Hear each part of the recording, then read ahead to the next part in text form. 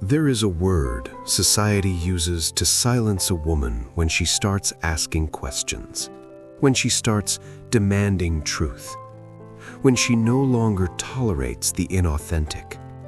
They call it a crisis. Today, we will call it by its real name, a name that holds its true power. We call it a reckoning. The shaking you feel in your soul, the sudden earthquake beneath the foundations of your life, is not a sign that you are breaking down. It is a sign that the old ground is giving way to make room for something far more real. In this video, we will use the profound wisdom of Carl Jung to prove that this is not a breakdown. It is a breakthrough. A sacred and necessary summons to a more authentic life. Are you ready to rename the most important chapter of your life? You are the one this story is for. The woman who spent the first half of her life building a perfect life, but who now stands in the middle of her own masterpiece and feels a profound restlessness, a holy dissatisfaction. Think of a woman named Sarah, 48 years old. She has everything the plan called for. But one morning, she looks in the mirror and no longer recognizes the woman looking back. She feels an urge to throw it all away and start over. Her family calls it a crisis. She feels like she is going crazy. But her soul is whispering, "This is the truth." And the silent question that echoes in her heart is perhaps the one echoing in yours right now. If this isn't a breakdown, then what is it? And how do I navigate this earthquake without destroying everything I love? So let us return to that powerful question, the question that echoes in the heart of so many women. If this is not a breakdown, then what is it? To answer this, we must first take that word, crisis, and hold it up to the light. What is this word? It is a medical term, a word of panic, a word of failure. It is a box, a very small box. And for decades, society has used this word to pathologize one of the most sacred and powerful transformations in a woman's life. It takes a spiritual awakening and calls it a mental illness. It takes an act of courage and calls it an act of chaos. The term midlife crisis does not serve you. It serves a society that is uncomfortable with a woman who is no longer willing to be small. So today, we are going to throw that box away, and we are going to replace it with the truth. What you are experiencing is not a loss of energy. It is a profound and necessary redirection of energy. Think of your life force, your libido, as Jung called it, as a great and powerful river. For the first half of your life, that entire river was directed outward. It flowed out to build a career. It flowed out to build a family. It flowed out to build a home. It flowed out to maintain the beautiful, capable mask, the persona of the woman who has it all together. And you did it. You built a kingdom. But in midlife, the river begins to change its course. Slowly at first, and then with a great and gathering force, it stops flowing outward and it begins to flow inward. This is not a sign that the river is drying up. It is a sign that the soul is finally calling its energy home. The energy you once used to please the world is now being summoned to nourish yourself. The energy you once used to build the outer kingdom is now needed to explore the inner one. And this massive, seismic shift of energy is the source of the chaos you feel. It is an earthquake.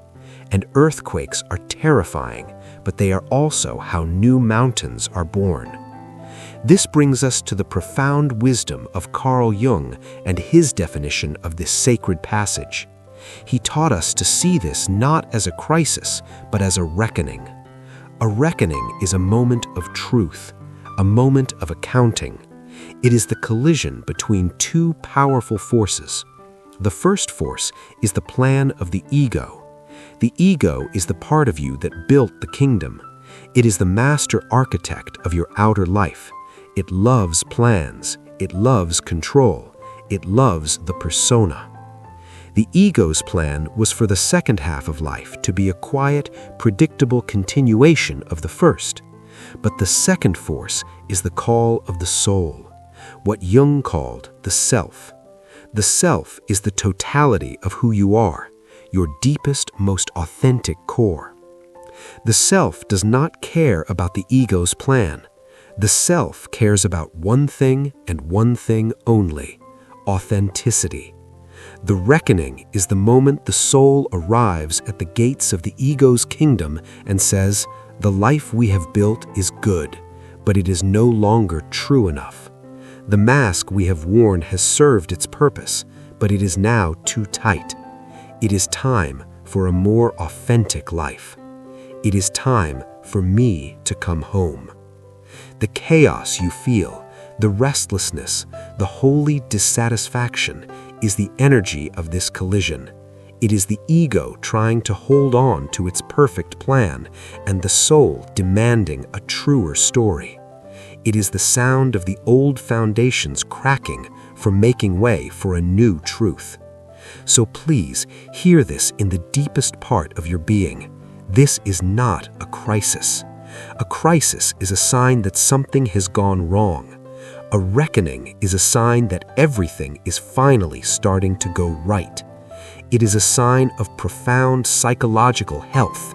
It is your soul in its infinite wisdom telling you that you are ready for more truth, more freedom, more you. It is the most important invitation you will ever receive. So if this is a reckoning, this sacred, chaotic, powerful awakening, how do you know if you are in it? What are the signs that the soul has begun to knock on your door? And so, how do you know?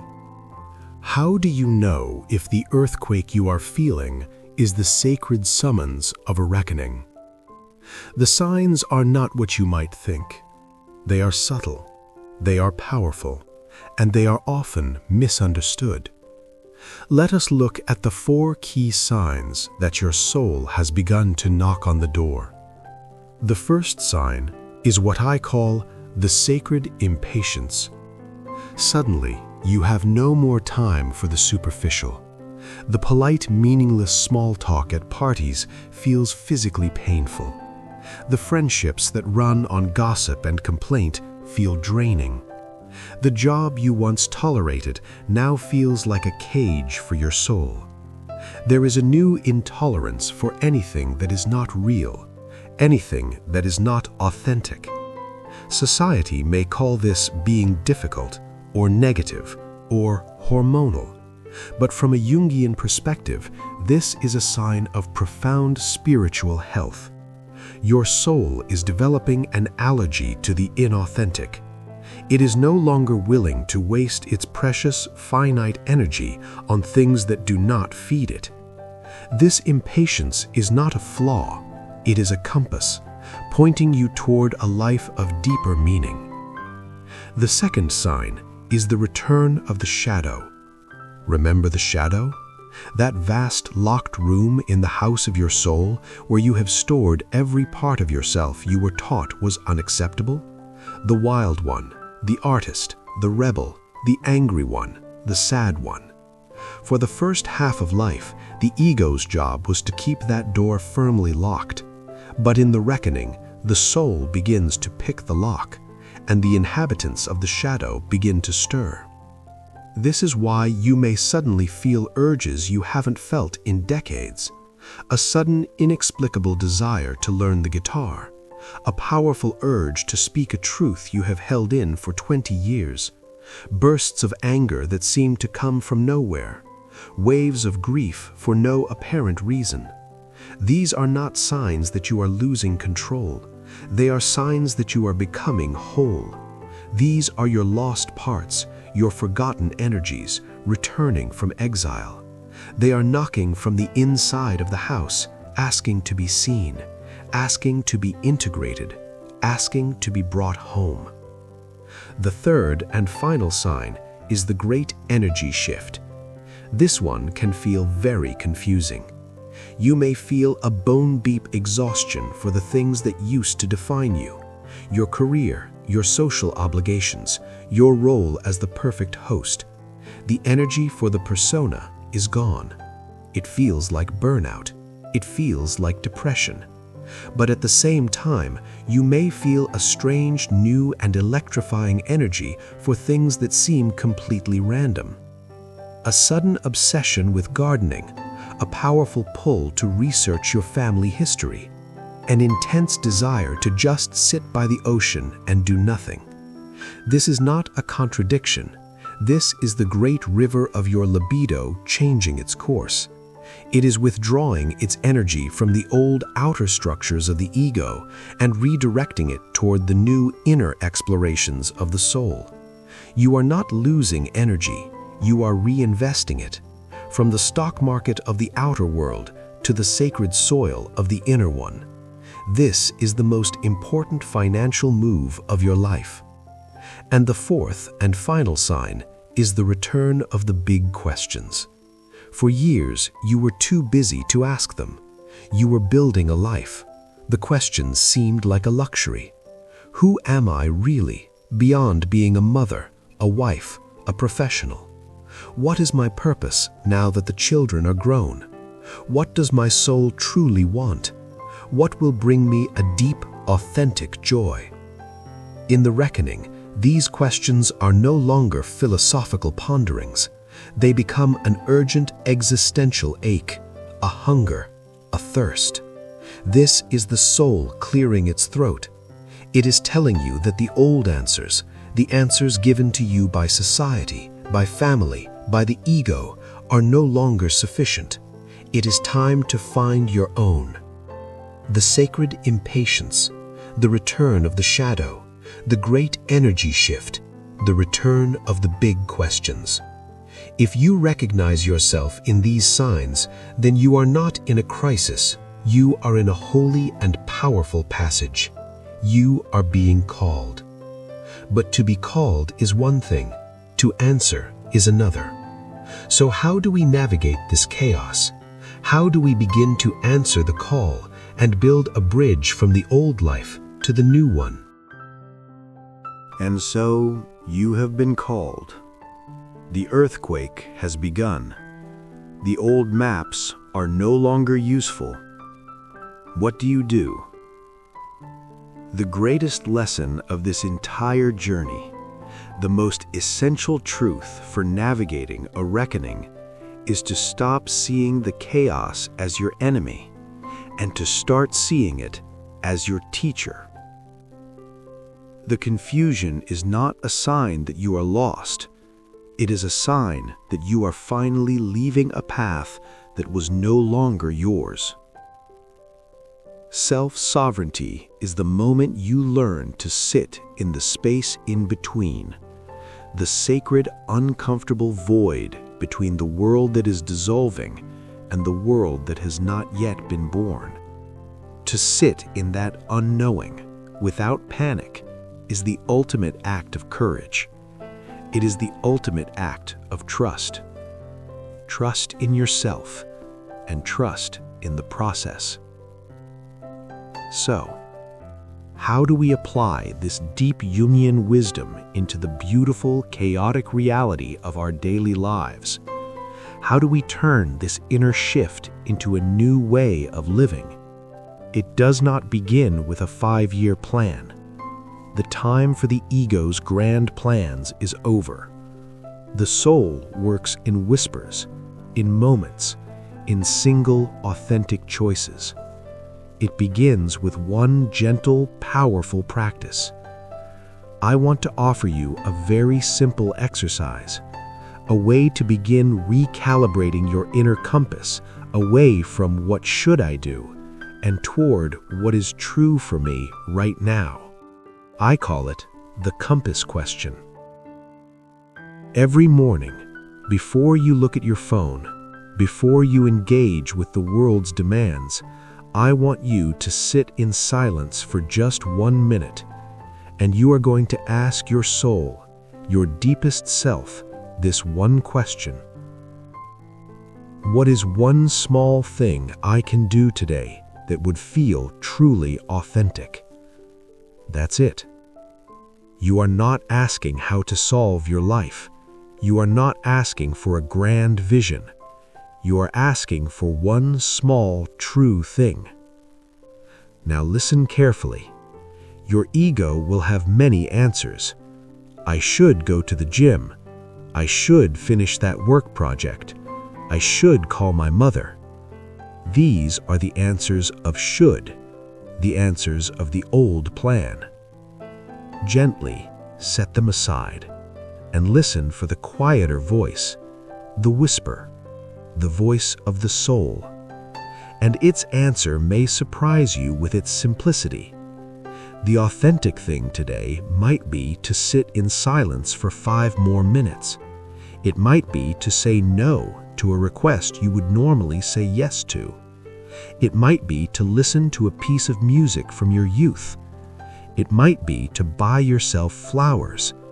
It might be to finally tell one person a small, honest truth. Do you see the power in this? These small acts are not frivolous. They are acts of profound devotion to your own truth. You are not trying to change your entire life in one day. You are simply taking one small step in the direction of your own soul. You are practicing the art of listening to your new inner guidance system. This practice, done day after day, is how you build the bridge. It is how you walk yourself from the old world to the new one small, authentic step at a time. The reckoning is not a single dramatic event. It is 1,000 small choices for authenticity over 1,000 small choices for obligation. It is a quiet revolution fought and won in the sacred moments of an ordinary day. And as you do this, the chaos will not disappear overnight, but you will begin to find your footing within it. The earthquake becomes a dance, and the new mountains begin to rise. We have traveled a great distance today, from the shaking of an inner earthquake to the profound wisdom of a reckoning, from the tyranny of should to the quiet courage of asking, what is true? You now hold a new map in your hands, a compass that does not point to a predetermined destination, but points you back to yourself. For so long, you may have believed that to be a good woman meant to follow the plan. To be strong meant to never question. To be whole meant to never change. But the deepest truth of this journey is this. This is not the tearing down of your life. It is the tearing down of a prison wall that you did not even know was there.